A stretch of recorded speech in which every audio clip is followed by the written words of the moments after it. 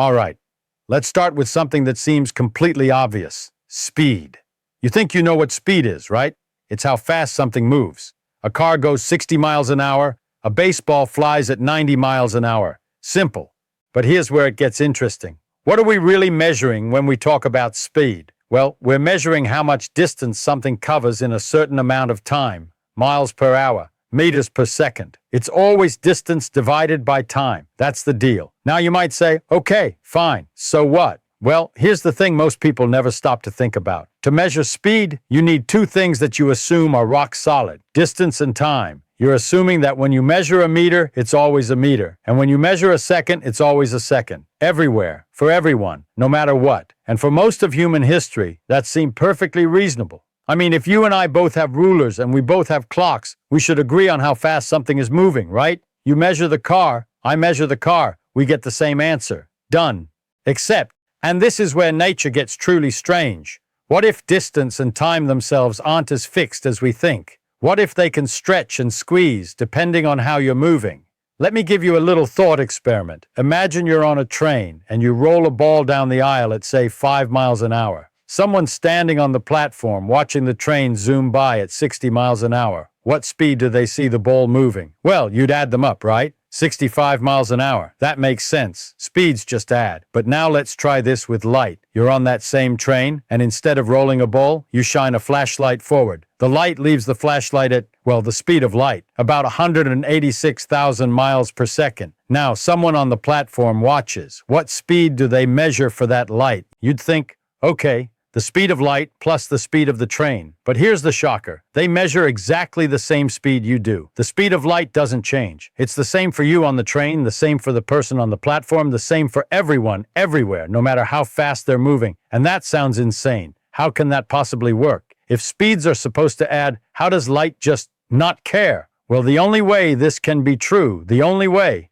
is if something we thought was totally rigid is actually flexible. And that something is distance and time themselves. When you start moving really fast, your ruler shrinks, your clock slows down, not because there's something wrong with your equipment, but because space and time actually change depending on your motion. So when we ask, can anything go faster than light, we're not just asking about speed limits. We're asking about the very nature of distance and time. And once you realize that time and space aren't fixed, absolute things, that they bend and stretch, you start to see why the universe has this cosmic speed limit built right into its foundation. And that's where we're headed next. Okay, so we've established that the speed of light is the same for everyone, no matter how fast they're moving. And I told you that means time itself has to be flexible. But let's actually see how that works, because it's one of the most beautiful pieces of reasoning in all of physics. Imagine you build a very simple clock. It's just two mirrors facing each other, and a pulse of light bouncing back and forth between them. Tick, tock. Every time the light hits the bottom mirror, that's one tick. The time between ticks is just the distance between the mirrors divided by the speed of light. Simple clock, right? Now you put this clock on a spaceship and send it flying past me at some enormous speed, let's say half the speed of light. I'm standing still watching this clock zoom by. What do I see? Well, from your perspective on the spaceship, the light is still just bouncing straight up and down.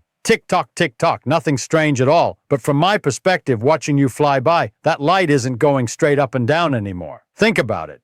While the light is traveling from the bottom mirror to the top mirror, the whole spaceship has moved forward. So from where I'm standing, the light has to travel in a diagonal path, up and sideways, to hit that top mirror. Now here's the key. The light is still traveling at the speed of light. It has to. We've already established that. The speed of light is the same for both of us, no exceptions. But if the light is taking a diagonal path, which is longer than a straight up and down path, and it's going at the same speed, then it takes more time to complete one tick.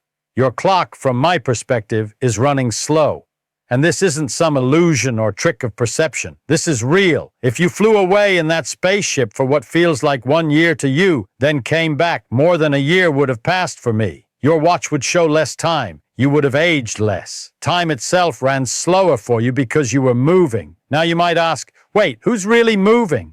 From your perspective on the spaceship, isn't I the one flying past you? Shouldn't my clock be the one running slow? And yes, from your perspective, my clock is running slow. And that seems like a contradiction, but it's not, because to actually compare clocks, one of us has to turn around and come back. And the moment you accelerate to turn around, the The situation isn't symmetric anymore. The math works out perfectly, but the point is this: motion affects time. It's not absolute, it's relative. So now we're starting to see the picture. If you want to go faster and faster, your clock keeps slowing down relative to everyone else. And here's the kicker. At the speed of light itself, your clock would stop completely. Time wouldn't pass at all. And that's a huge clue. Because if time stops at the speed of light, what does that tell us about trying to go faster than light? Well, what's faster than stopped? It doesn't even make sense. The universe isn't just saying you can't go that fast. It's saying the very concept breaks down. But there's more to the story. Let's keep going.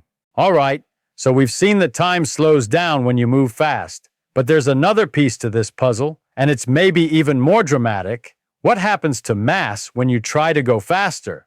Let's think about pushing something to make it go faster.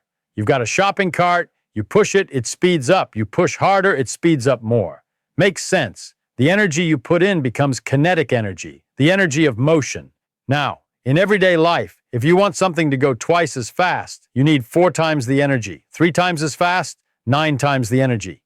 It gets harder and harder, but there's no wall. You can always, in principle, add more energy and go a bit faster. But here's where relativity throws us a curveball. When you're moving close to the speed of light, something bizarre happens. The faster you go, the more massive you become. Not that you're gaining atoms or getting physically bigger, but your inertia increases. Your resistance to being pushed gets greater and greater. Think of it this way. You fire up a rocket engine and start accelerating. At first, everything behaves normally, but as you get closer and closer to the speed of light, it's like the universe starts pushing back harder. You burn the same amount of fuel, but you gain less and less speed. It's like you're getting heavier and heavier, even though you haven't added any material. And here's the mathematical beauty of it. As your speed approaches the speed of light, your effective mass approaches infinity, which means to actually reach the speed of light, you'd need infinite energy. Not just a lot, not just more than we have. Infinite. And we don't have infinite energy lying around. Now you might wonder, why does mass increase? Where does that extra mass come from? Well, this is where Einstein's famous equation comes in.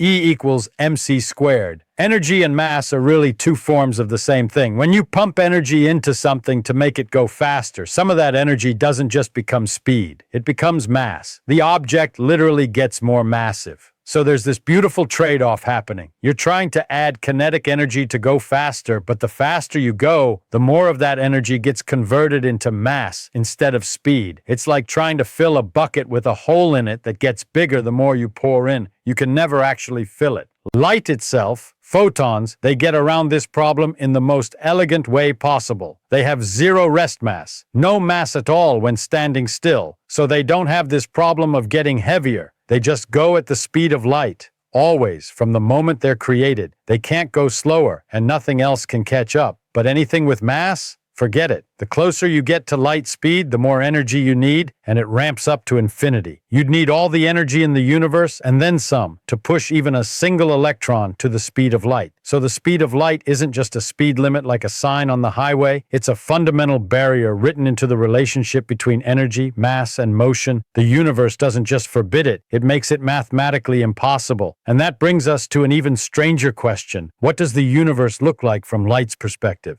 Now we're going to talk about something truly mind-bending. What does the universe look like from the point of view of light itself? And the answer is going to seem almost mystical, but it follows directly from everything we've been building up. Remember what we said about moving clocks. The faster you go, the slower your clock ticks relative to someone standing still. Well, what happens when you go at the speed of light? Your clock stops completely. Time doesn't pass at all. So from a photon's perspective, a particle of light, there is no time, 0. Think about that for a second. A photon leaves the surface of the sun, travels 93 million miles through space, and hits your eye 8 minutes later. 8 minutes from our perspective. But from the photon's perspective, no time has passed. None. The moment of leaving the sun and the moment of hitting your eye are the same moment. It gets weirder. Remember how distances shrink when you move fast? Well, at the speed of light, distances shrink to 0 in the direction you're traveling. So from the photon's point of view, the distance between the sun and Earth isn't 93 million miles. It's nothing. 0 distance. The entire universe, in the direction the photon is traveling, is compressed down to a single point. Now, this might sound like science fiction, but this is what the mathematics of relativity actually tells us. A photon exists in a universe where time doesn't flow and distance doesn't exist. It's born and absorbed in the same instant from its own perspective.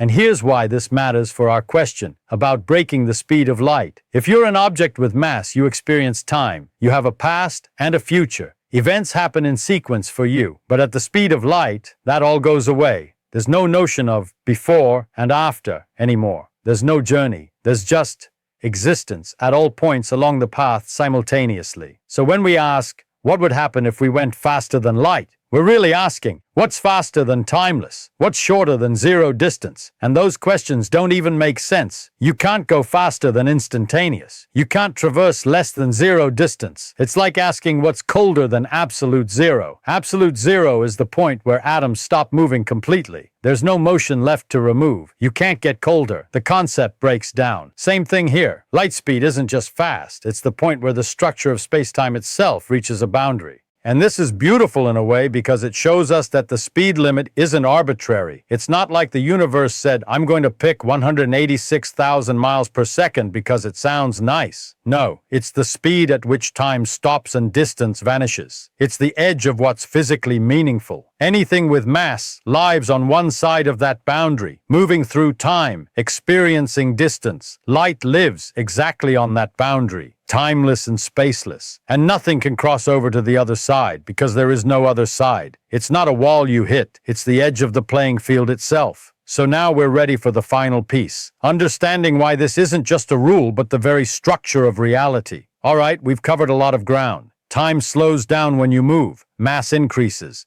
Light experiences no time at all. But now I want to pull back and look at the big picture, because there's something profound here that's easy to miss.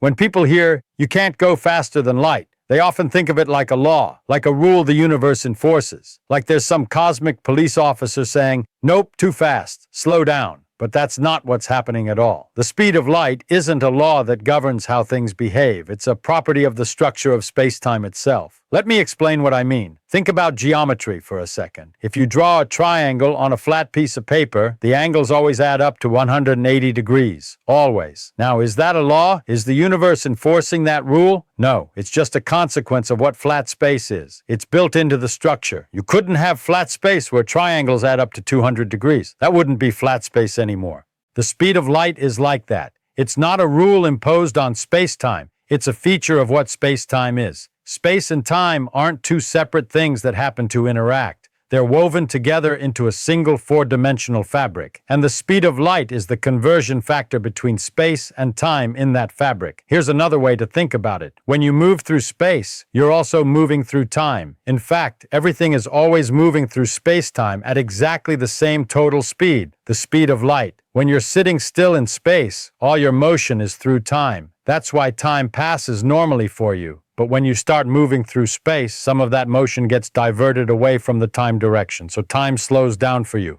Light takes all of its motion through space and none through time. That's why it doesn't experience time. All its motion is spatial. And you, with mass, you can never do that. You can't divert all your motion into space because you're always moving through time. You're always experiencing duration. So the speed of light isn't a barrier you crash into. It's the way the geometry of space-time is set up. Asking, why can't we go faster than light, is like asking, why can't we move north of the North Pole? It's not that something's stopping you, it's that the question doesn't match the structure of what exists. And this is what's so beautiful about physics. We started with a simple observation. Light always goes the same speed for everyone. And from that one experimental fact, we unraveled the entire structure of space and time. We discovered that they're flexible, that they're interconnected, that they have a fundamental geometry with built-in limits. The universe isn't arbitrary. It has deep patterns, deep structures. And when you understand those structures, the so-called laws aren't restrictions, they're revelations. They're showing you the shape of reality itself. So the next time someone tells you nothing can go faster than light, don't think of it as a rule. Think of it as a glimpse into the architecture of existence. A reminder that the universe is far stranger and far more elegant than we ever imagined. And that's the real wonder of it all. So there you have it. The speed of light isn't just some cosmic speed limit. It's woven into the very fabric of space-time itself. It's the point where time stops, where distance vanishes, where the universe shows us the boundary of what's physically possible. Not because it's forbidden, but because that's simply how reality is built. I hope this made you see the universe a little differently. If you enjoyed this exploration and want more physics explained with clarity and curiosity, go ahead and hit that subscribe button. There's so much more to discover together. And hey, drop a comment below. What blew your mind the most? The time dilation, the mass increase, the photons' timeless journey? I'd love to hear what clicked for you. Thanks for sticking with me to the end. Keep questioning, keep wondering, and I'll see you in the next one. You know, there's something deeply humbling about all this. We live our lives thinking time is absolute, that space is fixed, that speed is just speed. And then nature shows us that none of that is quite right. The universe operates on principles far stranger and more beautiful than our everyday intuition suggests. But here's what I love most. We figured it out. Through careful thinking, clever experiments, and honest questioning, we uncovered these hidden truths. That's the power of curiosity and reason working together. If this journey changed how you see reality, even just a little, then it was worth it. Subscribe if you want to keep exploring these deep questions together, and take a moment to think, what else are we wrong about? What other mysteries are hiding in plain sight, waiting for us to ask the right questions? Thanks for thinking alongside me today. Until next time, keep looking deeper.